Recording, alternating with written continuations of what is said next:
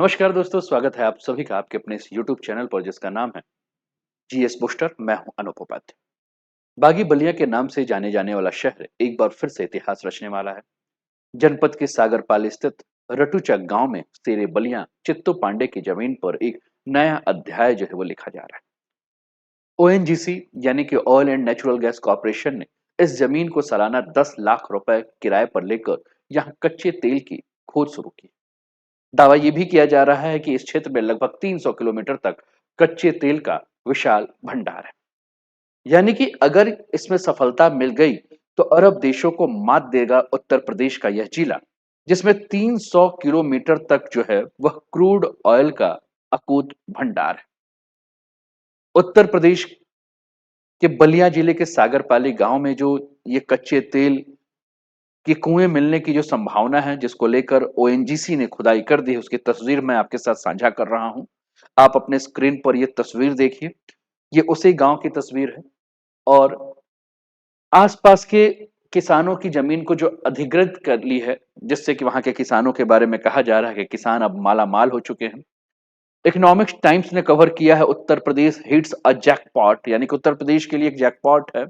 और इससे कहा जा रहा है कि अगर सफलता मिली तो उत्तर प्रदेश के इकोनॉमी में बहुत बड़ा बूस्ट आएगा। ठीक। ONGC began drilling more wells across 300 kilometres oil belt. कहा जा रहा है कि ये जो गंगा का जो पूरा बेसिन है, अगर हम क्रूड ऑयल के बारे में बात करें तो हम गोदावरी बेसिन, ब्रह्मपुत्रा बेसिन के बारे में हम लोग कई बार पढ़ चुके हैं। मुंबई हाई के बारे में भी हमने देखा है, जहां से तेल जो है वो निकाला जाता है। लेकिन गंगा बेसिन में अगर हम बात करें तो ये पहली खोज है। और कहा जा रहा है कि अगर इसमें सफलता मिल गई तो लगभग 300 किलोमीटर तक का ये पूरा एरिया है, जो कि सागरपाली बलिया से लेकर प्रयागराज में फाफामऊ तक का पूरा क्षेत्र है, जहां उम्मीद है कि तेल जो है वो मिल जाएगा। अच्छा, एक बात और भी बहुत ज्यादा जरूरी है कि भूमि किसकी है। तो स्वतंत्रता सेनानी चित्तू पांडे की, यानी कि 1942 के स्वतंत्रता संग्राम में जिन्होंने नेतृत्व किया था, उनकी भूमि पर भी जो है एक बार ये फिर से ये न्यूज में फिर से मीडिया में आया। आप अपने स्क्रीन पर देखिए दोस्तों, ये आपको उत्तर प्रदेश नजर आ रहा है। और उत्तर प्रदेश के सबसे पूर्वी हिस्सा जो कि बिहार से सटा हुआ है, बलिया, बागी बलिया के नाम से जाना जाता है। वीरों की धरती, जवानों का देश, बागी बलिया उत्तर प्रदेश, इसी नारे के साथ जो है वो यहाँ के लोग जीते हैं। और यही जो है ये संभावना मिल जा रही है। ठीक। आप अपने स्क्रीन पर एक और चीज भी देखिए। आपके स्क्रीन पर ये शेरे बलिया चित्तू पांडे जी की तस्वीर नजर आ रही है, जो कि 1942 में ही इन्होंने आजादी दिला दी थी। और भारत के स्वतंत्रता आंदोलन में अगर हम बात करें तो इनकी एक बहुत ही महत्वपूर्ण भूमिका है। इन्होंने 1942 के भारत छोड़ो आंदोलन के दौरान बलिया को स्वतंत्र घोषित किया था। एक अस्थायी सरकार यहाँ बनाई थी। और बंबई में जब कांग्रेस के नेताओं की जब गिरफ्तारी हुई थी तो महात्मा गांधी जी ने एक ही नारा दिया था, करो या मरो। और करो और मरो के नारों के आह्वान से प्रेरित होकर बलिया निवासी चित्तू पांडे के नेतृत्व में ब्रिटिश शासन को उखाड़ कर फेंकने के लिए जो है तैयार हो गए थे। 19 अगस्त 1942 को ब्रिटिश अधिकारियों को यहां से खदेड़ के बाहर कर दिया गया था। बलिया की स्वतंत्रता की घोषणा चित्तू पांडे के नेतृत्व में हुई थी। एक अस्थायी सरकार बनी थी और चित्तू पांडे जी को जो है वो शेरे बलिया, यानी कि बलिया के शेर के नाम से जाना जाता है। यहाँ जो अल्पकालिक सरकार बनी थी, वो सरकार कलेक्टर को सत्ता सौंपने और गिरफ्तार कांग्रेस के नेताओं को यहां से जो बलिया जिला कारागार जेल था वहां से रिहा कर दिया गया। लेकिन एक सप्ताह के अंदर ही ब्रिटिश सेना ने जो है वो फिर से इस जगह को अपने नियंत्रण में ले लिया था, जिससे आंदोलन का दमन हो गया। चित्तू पांडे जी को अगर हम बात करें तो बलिया का बाग भी कहा जाता है। और बलिया के बाग की उपाधि जो है वो जवाहरलाल नेहरू और सुभाष चंद्र बोस जी ने जो है वो प्रदान की थी।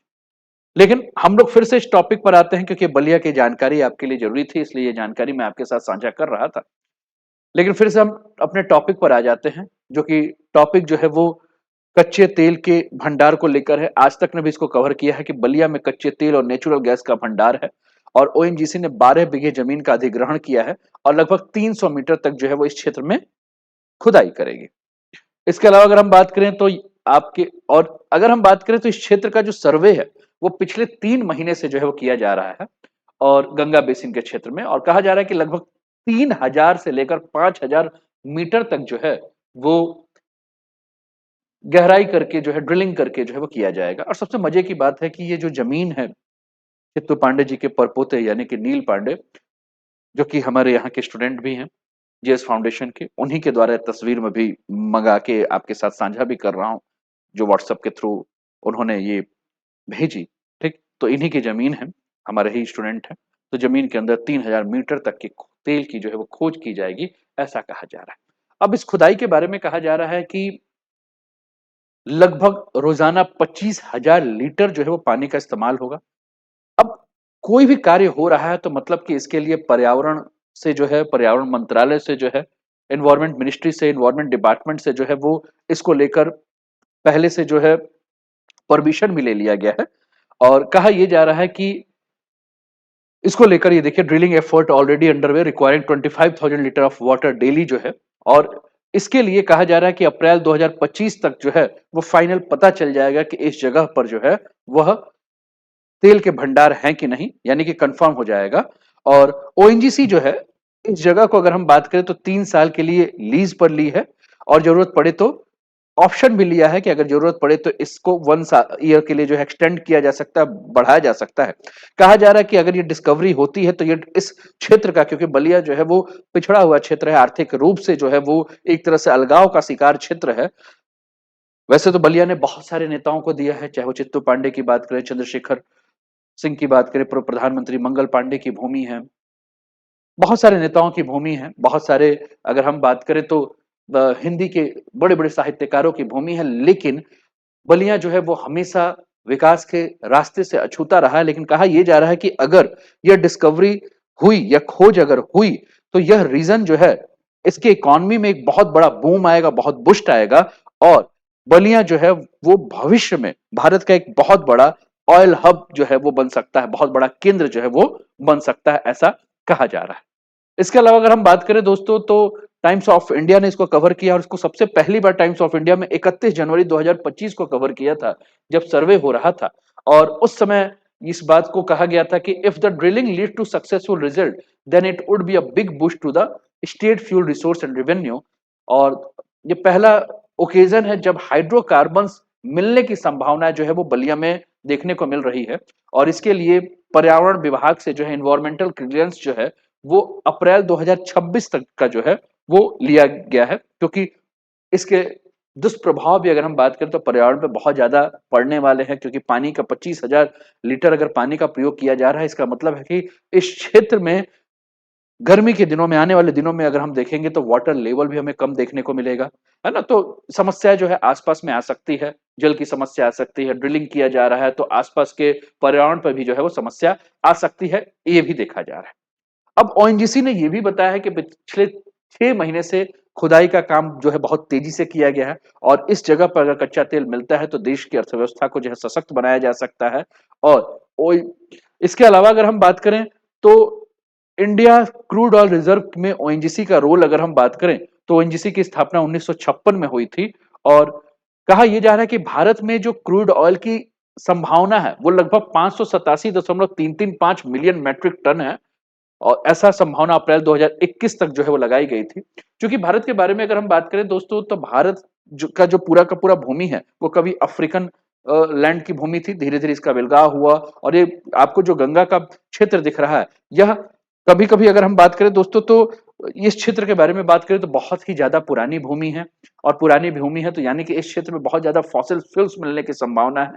तो इसलिए उम्मीद जो है वो हम बहुत ज्यादा लगा सकते हैं। भारत में अगर हम बात करें तो जो फॉसिल फ्यूल्स या क्रूड ऑयल की संभावना है वो वेस्टर्न सोर रीजन में है, जैसे कि मुंबई आने वाला क्षेत्र हो गया, आसाम में, गुजरात में जो है वह देखने को मिलता है।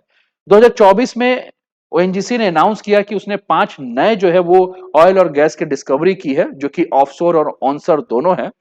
और इससे जो है अगर हम बात करें तो हमारे लिए फायदा हो जाएगा कि हमारी जो निर्भरता है दूसरे देशों पे वो कम हो जाएगी अगर हमें इसमें सफलता मिलती है। इसके अलावा अगर हम बात करें दोस्तों, तो एक बहुत बड़ा ये ओएनजीसी के द्वारा रिस्क भी लिया जा रहा है, क्योंकि अभी तक ये क्लियर नहीं है कि यहां मिलेगा कि नहीं मिलेगा, है ना। लेकिन आप जानते हैं कि किसी भी स्थान पर अगर ओएनजीसी ड्रिलिंग करती है तो लगभग एक स्थान का जो ड्रिलिंग कॉस्ट आता है वो लगभग 85 करोड़ रुपए आता है। यानी कि ओएनजीसी ने एक रिस्क लिया है, हो भी सकता है, नहीं भी हो सकता है, ठीक। और भारत की इकोनॉमी के लिए यह बहुत छोटा अमाउंट नहीं है, बहुत बड़ा अमाउंट है। तो इसलिए भी हम कह सकते हैं कि उम्मीद करें कि हमें यहाँ सफलता मिले, और सफलता अगर मिलेगी तो इससे भारत की अर्थव्यवस्था, उत्तर प्रदेश की अर्थव्यवस्था जो है बढ़ेगी, और भारत की तेल के ऊपर निर्भरता जो दूसरे देशों के ऊपर है वो भी घटेगी। आपको क्या लगता है? आप अपने राय को जो है वो कमेंट के माध्यम से हम तक पहुंचाएं, और बताइए कैसा लगा ये आज का सेशन। अपना ध्यान रखें, स्वस्थ रहे, मस्त रहे, तंदुरुस्त रहे, हंसते खेलते मुस्कुराते हुए जीवन का आनंद लीजिए। जय हिंद, जय भारत।